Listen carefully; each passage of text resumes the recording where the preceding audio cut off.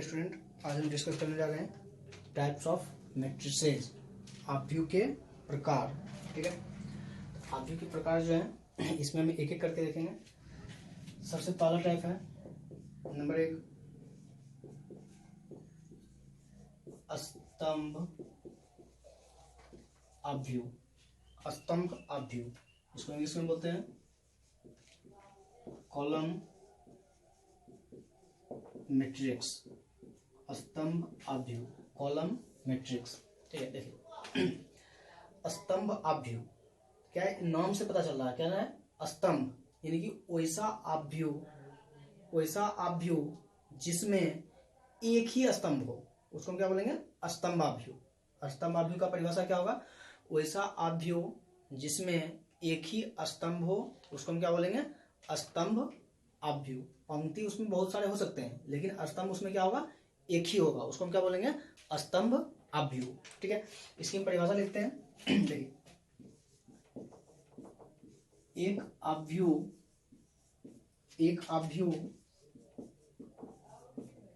स्तंभ आव्यूह कहलाता है। एक आव्यूह स्तंभ आव्यूह कहलाता है यदि उसमें केवल एक स्तंभ होता है। ठीक है, देखिए जैसा हम बोले थे वैसा हम इसको परिभाषित कर दिए हैं, स्तंभ आव्यूह। एक आव्यूह स्तंभ आव्यूह कहलाता है। एक आव्यूह स्तंभ आव्यूह कहलाता है यदि उसमें केवल एक स्तंभ होता है। बात समझ आ गया? स्तंभ आव्यूह किसमें को बोलेंगे, वैसा आव्यूह जिसमें केवल एक ही स्तंभ हो, उसको क्या बोलेंगे, स्तंभ आव्यूह। बात समझ आ गया? देखिए इसका एग्जांपल लेते हैं स्तंभ आव्यूह का। जैसे कि ए बराबर एक आव्यूह बना लेते हैं जिसमें एक ही स्तंभ होगा। ये क्या होगा, स्तंभ आव्यूह, क्योंकि इसमें क्या है, एक ही स्तंभ है, क्योंकि इसमें क्या है, खड़ी रेखा एक ही है। तो ये क्या हो गया, स्तंभ। ये क्या होता है, पंक्ति। ये क्या होता है, पंक्ति। ये हो गया स्तंभ आव्यूह का। अगर हमें इस स्तंभ आव्यूह की कोटि देखनी होगी, तो कोटि हम उस दिन आपको बताए थे, जो कोटि क्या होता है, m गुना n। कोटि क्या होता है, m गुना n, जहां पे m क्या है, कुल पंक्तियों की संख्या। m क्या है, कुल पंक्तियों की संख्या। अब पंक्ति क्या होता है, क्षैतिज रेखा। देखो, पहली पंक्ति, दूसरी पंक्ति, तीसरी पंक्ति, चौथी पंक्ति, यानी कि कुल पंक्तियों की संख्या कितनी है, 4। n क्या होता है, कुल स्तंभों की संख्या। स्तंभ क्या होगा, ऊर्ध्वाधर रेखा। तो ऊर्ध्वाधर रेखा एक ही को है, एक ही को स्तंभ होगा, यानी कि n का मान क्या हो जाएगा, 1। बात समझ आ गया? तो स्तंभ आव्यूह किसको बोलेंगे, जिस आव्यूह में एक ही स्तंभ होगा उसको हम क्या बोलेंगे, स्तंभ आव्यूह। बात समझ आ गया? जिस आव्यूह में एक ही स्तंभ होगा उसको हम क्या बोलेंगे, स्तंभ आव्यूह। फॉर एग्जाम्पल दूसरा हम देख सकते हैं, ए बराबर √3 2 4। ये जो है, ये भी क्या है, स्तंभ आव्यूह, क्योंकि इसमें क्या है, एक ही स्तंभ है। पंक्ति इसमें कितनी है, एक, पहली पंक्ति, दूसरी पंक्ति, तीसरी पंक्ति, यानी कि 3 पंक्ति और एक ही स्तंभ, तो 3/1। बात समझ आ गया? तो स्तंभ आव्यूह का परिभाषा क्या हो गया, वैसा आव्यूह जिसमें एक ही स्तंभ हो, उसको हम क्या बोलेंगे, स्तंभ आव्यूह। ठीक है, अब हम अगला देखते हैं,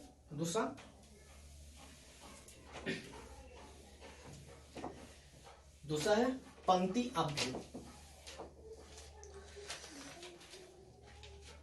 नंबर 2, दूसरा है पंक्ति आव्यूह, यानी कि रो मैट्रिक्स।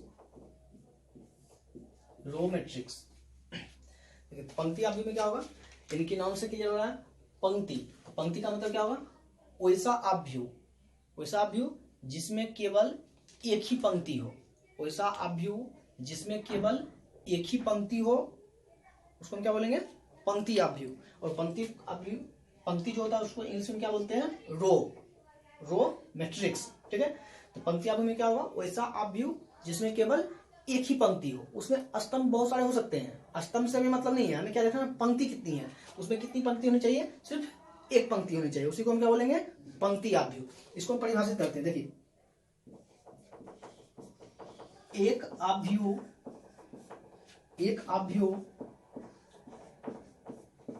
पंक्ति आव्यूह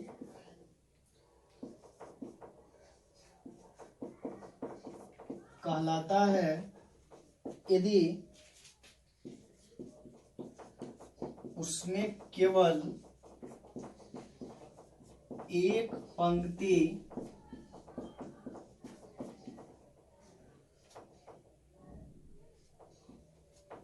ठीक है, यानी पंक्ति आव्यूह क्या हो जाएगा, वैसा आव्यूह, यानी कि एक आव्यूह पंक्ति आव्यूह कहलाता है जिसमें क्या होगा, केवल एक ही पंक्ति होता है, जिसमें क्या होगा, जिसमें केवल एक पंक्ति होता है, यानी कि जिसमें केवल एक पंक्ति होता है, उसको क्या बोलेंगे, पंक्ति आव्यूह। फॉर एग्जाम्पल पंक्ति आव्यूह का हम एग्जाम्पल देख रहे हैं, एग्जाम्पल क्या हो जाएगा, ए बराबर √2 1 4 -2, ये जो आव्यूह है ये आव्यूह कौन सा है, पंक्ति आव्यूह। पंक्ति आव्यूह क्योंकि इसमें क्या है, एक ही पंक्ति है, क्षैतिज वाली रेखा क्या है, एक ही को है, यानी कि एक ही पंक्ति है, जिसमें एक ही पंक्ति होगा उसको हम क्या बोलेंगे, पंक्ति आव्यूह। अगर इसका हमें कोटि लिखना होगा, ऑर्डर, तो ऑर्डर क्या होता है, m/n। m क्या होता है, कुल पंक्तियों की संख्या, इसमें कुल पंक्ति कितनी है, एक ही पंक्ति है, तो m की जगह पे क्या जाएगा, एक। n क्या होता है, कुल स्तंभों की संख्या, कुल स्तंभ, क्षैतिज रेखा, पहला स्तंभ, दूसरा स्तंभ, तीसरा स्तंभ, चौथा स्तंभ, स्तंभ कितना है, 4, ये जाएगा 1/4। बात समझ में आ गया, ये क्या हो गया, पंक्ति आव्यूह। दूसरा एग्जांपल लिखते हैं, जैसे कि b बराबर 1/2 4 3 -1 6। अब ये जो आव्यूह है ये भी आव्यूह क्या है, पंक्ति आव्यूह, क्योंकि इसमें क्या है, एक ही पंक्ति है, इसमें क्या है, एक ही पंक्ति। इसका ऑर्डर लिखेंगे क्या होगा, 1 स्तंभ कितना है, 1 2 3 4 5, तो 1/5। बात में आ गया। तो पंक्ति आव्यूह किसको बोलेंगे, जिस आव्यूह में एक ही पंक्ति होगा उसको हम बोलेंगे पंक्ति आव्यूह, जिस आव्यूह में एक ही स्तंभ होगा उसको हम क्या बोलेंगे, स्तंभ आव्यूह। ठीक है, अब हम तीसरा देखते हैं, पंक्ति आव्यूह और स्तंभ आव्यूह। समझ में आ गया, पंक्ति आव्यूह क्या होगा, जिसमें एक ही पंक्ति हो, और स्तंभ आव्यूह क्या होगा, जिसमें एक ही स्तंभ हो। नंबर 3, तीसरा है वर्ग आव्यूह।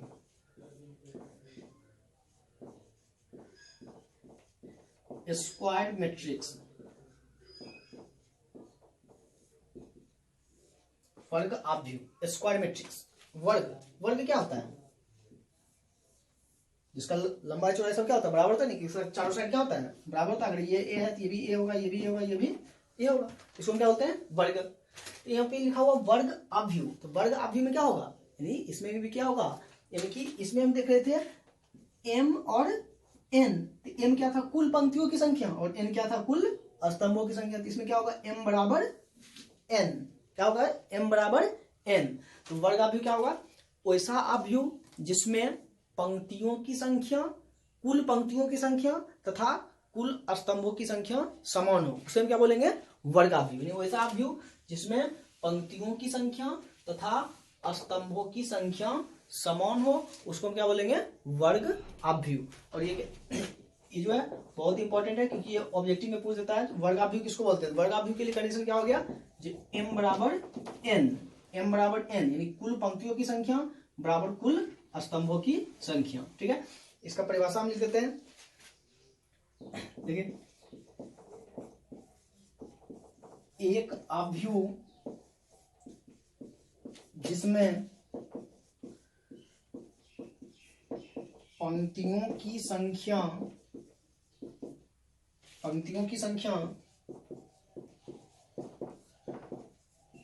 स्तंभों की संख्या के समान होती है, एक वर्ग आव्यूह कहलाता है।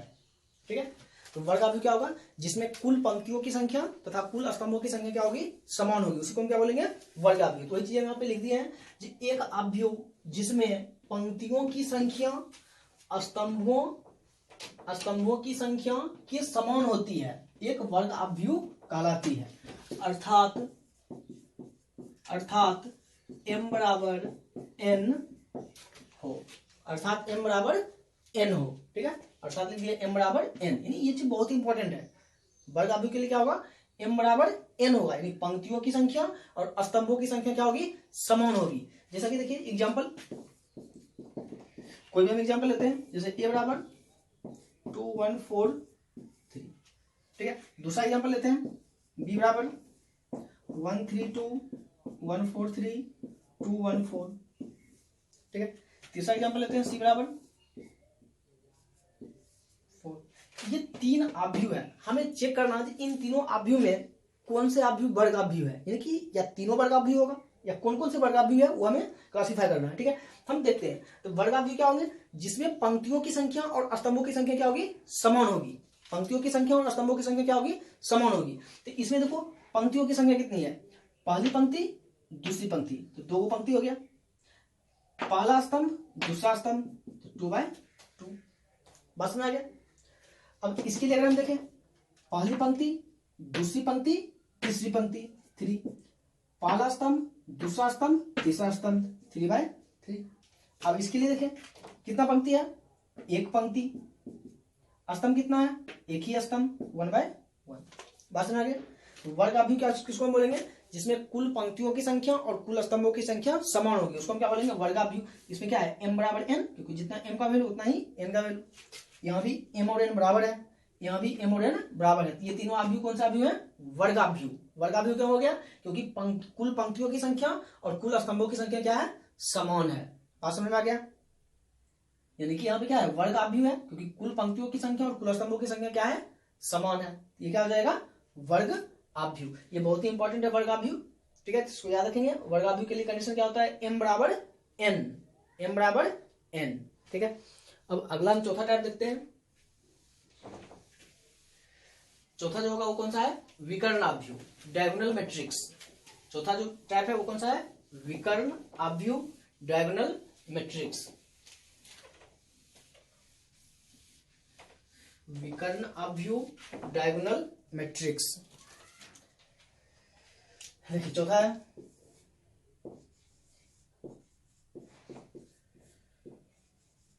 विकर्णाभ्यू डायगोनल मैट्रिक्स,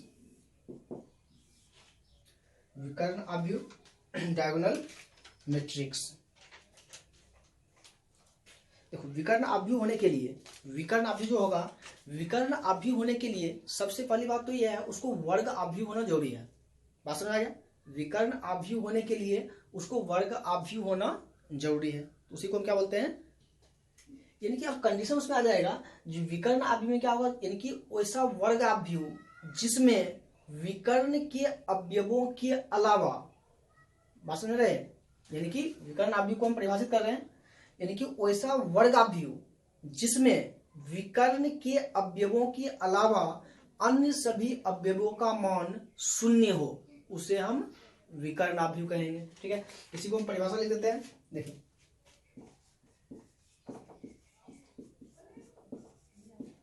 एक वर्गाभ्यू b बराबर bij m बाय m विकर्णाभ्यू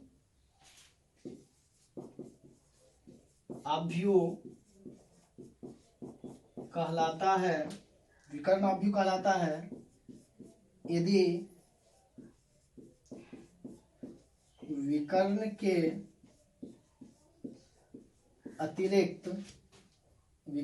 अतिरिक्त इसके अन्य सभी अवयव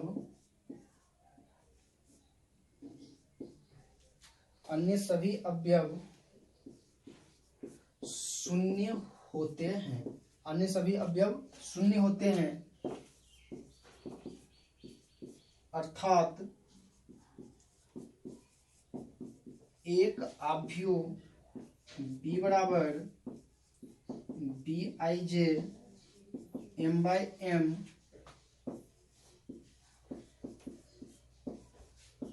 विकर्ण आव्यूह कहलाता है यदि BIJ बराबर 0,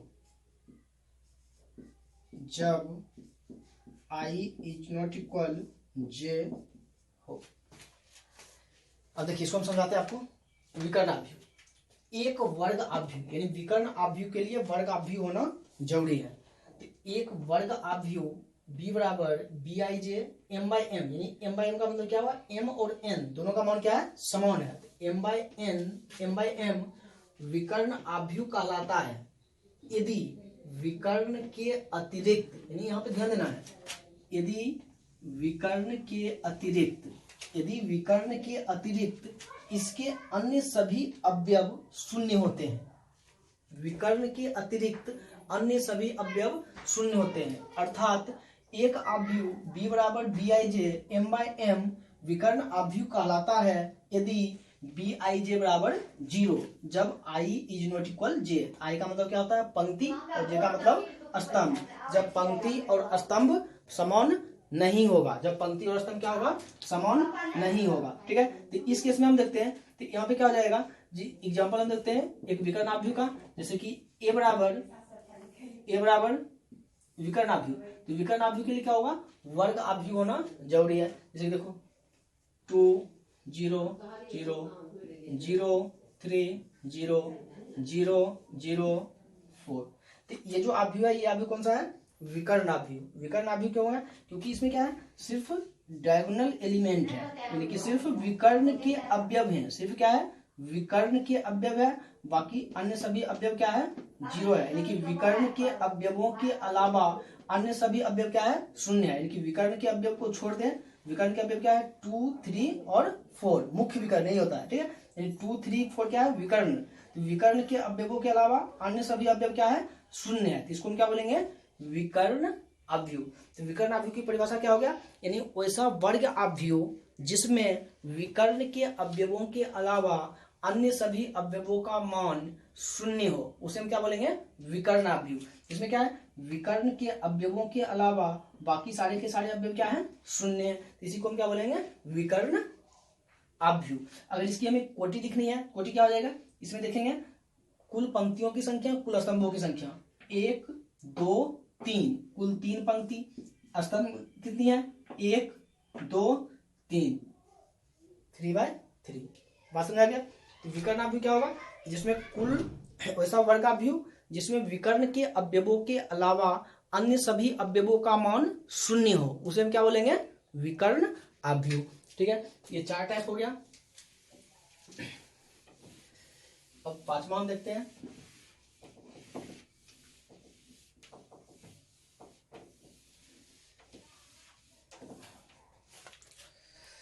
पांचवा है नंबर 5, अदिश आव्यूह, स्केलर मैट्रिक्स।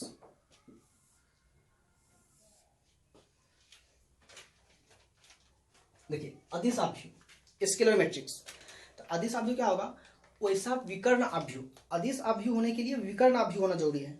बस में आ गया, यानी कि वैसा विकर्ण आव्यूह जिसमें विकर्ण के अवयवों का मान एक समान हो। बस में आ गया, यानी कि अदिश आव्यूह किसको बोलेंगे, वैसा विकर्ण आव्यूह जिसमें विकर्ण के अवयवों का मान एक समान हो, उसको हम क्या बोलेंगे, विकर्ण आव्यूह। इसकी परिभाषा हम लिखते हैं, देखिए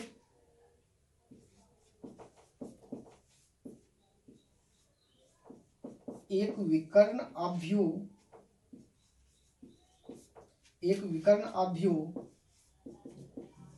जिसके विकर्ण के सभी जिसके विकर्ण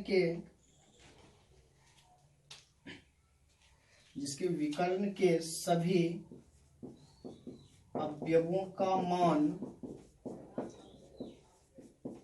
एक समान हो, जिसके विकर्ण के अवयवों का मान एक समान हो। देखो अदिश आव्यूह, हम परिभाषा क्या लिखें, एक विकर्ण आव्यूह जिसके विकर्ण के सभी अवयवों का मान एक समान हो, विकर्ण के सभी अवयवों का मान एक समान हो, तथा,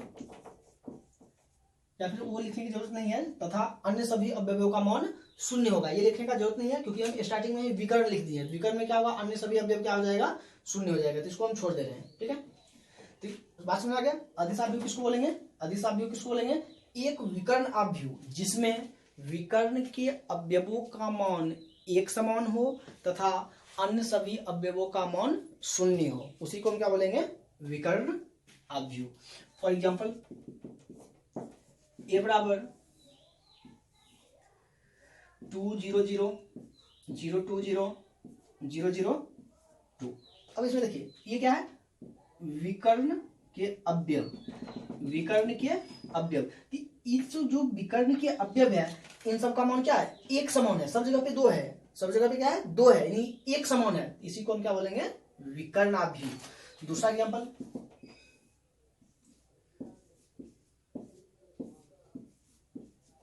ये भी क्या है, विकर्णाभ्यूह। विकर्णाभ्यूह क्यों है, क्योंकि विकर्ण के अवयवों का मान क्या है, एक समान है, यहां भी √3 यहां भी √3।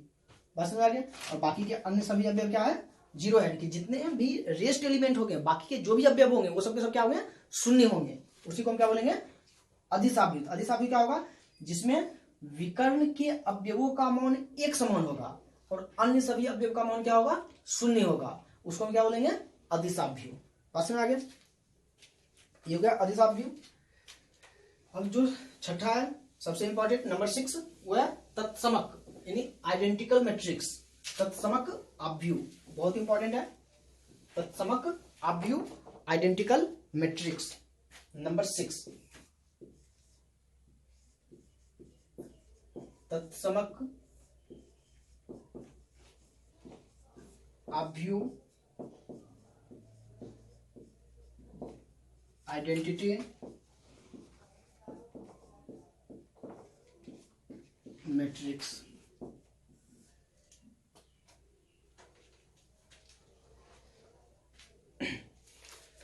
ठीक है, देखिए यहां पे लिखा हुआ है तत्समक आव्यूह। तत्समक आव्यूह को हम क्या बोलते हैं इंग्लिश में, आइडेंटिटी मैट्रिक्स। ये बहुत ही इंपॉर्टेंट है। ठीक है, तत्समक आव्यूह।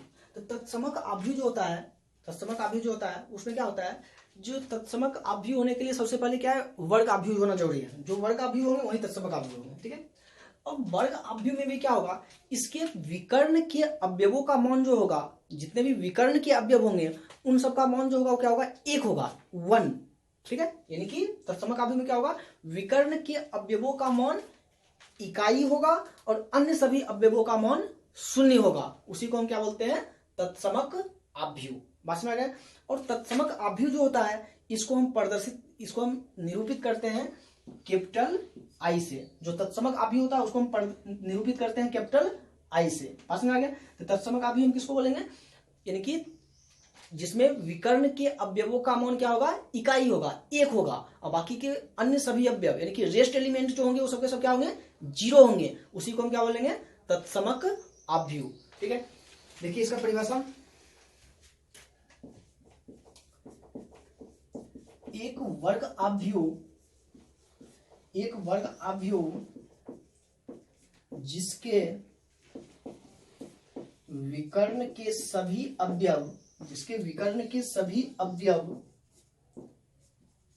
एक होते हैं तथा शेष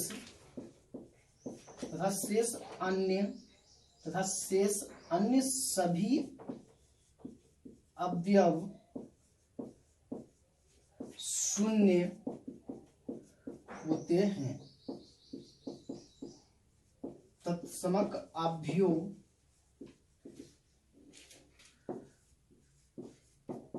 कहलाता है। इसे आई से निरूपित करते हैं। बस में आ गया। तत्समक अभ्यु जो होगा उसको किससे निरूपित करेंगे? आई से। यहाँ पे परिभाषा में लिख दिया है, एक वर्ग अभ्यु जिसके विकर्ण के सभी अवयव क्या होते हैं? एक होते हैं, इनकी इकाई होते हैं। जिसके विकर्ण के सभी अवयव एक होते हैं तथा शेष अन्य सभी अवयव शून्य होते हैं, तत्समक अभ्यु कहलाता है। इसे आई से निरूपित करते हैं। ठीक है। फॉर एग्जाम्पल आई बराबर 1 0 0 0 1 0 0 0 1। ठीक है। दूसरा एग्जाम्पल आई बराबर 1 0 0 1। तीसरा एग्जाम्पल आई बराबर 1। ये क्या हो गया? ये तीनों के तीनों जो है क्या है? तत्समक अवयव, क्योंकि इसमें क्या है? विकर्ण के अवयवों का मान क्या है? इकाई है, एक है, और अन्य सभी अवयव क्या है? शून्य है। विकर्ण के अवयवों का मान एक है, बाकी के अन्य सभी अवयव क्या है? शून्य है। इसको हम क्या बोलेंगे? विकर्ण अवयव। यहाँ भी क्या है? विकर्ण के अवयवों का मान क्या है? एक है, और अन्य सभी अवयव क्या है? शून्य है। ठीक है। यहाँ पे भी क्या है? विकर्ण के अवयवों का मान क्या है? एक है, और बाकी कोई अवयव है ही नहीं, तो उसका मान शून्य होगा। ठीक है। इसको क्या बोलेंगे? तत्समक अवयव। अब देखो, ये जो तत्समक अवयव है, इसका अगर हमें डिग्री देखना होगा, इसका ऑर्डर क्या होगा? देखो, इसमें कितना पंक्ति है? पहली पंक्ति, दूसरी पंक्ति, तीसरी पंक्ति, इनकी 3। पहला स्तंभ, दूसरा स्तंभ, तीसरा स्तंभ, 3/3। अगर इसका डिग्री देखें तो पहली पंक्ति, दूसरी पंक्ति, 2 पंक्ति, पहला स्तंभ, दूसरा स्तंभ, 2 स्तंभ। इसमें देखो, एक पंक्ति और एक ही स्तंभ, 1/1। तो इसका डिग्री जो है, इस वाले एग्जाम्पल का डिग्री क्या है? 3/3, यानी कि 3 डिग्री का। 3/3 को हम 3 डिग्री भी बोल सकते हैं, यानी इसका ऑर्डर क्या है? 3, इसलिए इसको हम बोलते हैं I3। बात समझ आ गया? I3 का मतलब क्या हुआ? 3 ऑर्डर, यानी 3/3 ऑर्डर का तत्समक अवयव। इसका डिग्री क्या है? 2, इसको हम बोल देते हैं I2। इसका ऑर्डर क्या है? 1, इसको हम बोल दिए I1। बात समझ आ गया? ये बहुत ही इंपॉर्टेंट है तत्समक अवयव। तत्समक अवयव क्या होगा? जिसमें विकर्ण के अवयवों का मान क्या होगा? इकाई होगा, इनकी एक होगा, बाकी अन्य सभी अवयव, इनके रेस्ट एलिमेंट जो होंगे वो सब के सब क्या होंगे? 0 होंगे। उसी को हम क्या बोलेंगे? तत्समक अवयव। और तत्समक अवयव को हम किससे निरूपित करते हैं? कैपिटल आई से। I3 का मतलब क्या होगा? 3/3, यानी उसका ऑर्डर 3/3 होगा। I2 का मतलब क्या होगा? उसका ऑर्डर 2/2 होगा। और I1 का मतलब क्या होगा? उसका ऑर्डर 1/1 होगा। बात समझ आ गया? अगला हम देखते हैं नंबर 7।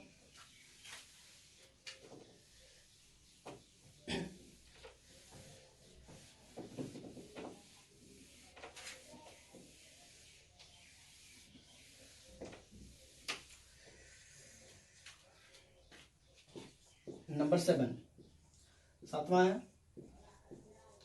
शून्य अवयव। इसको हम इंग्लिश बोलते हैं जीरो मैट्रिक्स।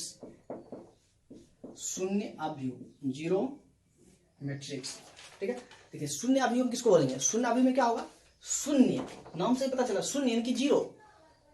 वैसा अवयव जिसके प्रत्येक अवयवों का मान क्या होगा? शून्य होगा। वैसा अवयव जिसमें प्रत्येक अवयवों का मान शून्य हो, उसी को हम क्या बोलेंगे? शून्य अवयव। ठीक है। इसका परिभाषा लिखते हैं। देख, एक अवयव शून्य अवयव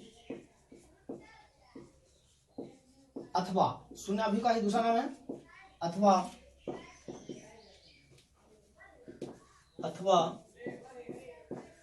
रिक्त अवयव। शून्य अवयव को रिक्त अवयव बोलते हैं। शून्य अवयव अथवा रिक्त अवयव कहलाता है यदि इसके सभी अवयव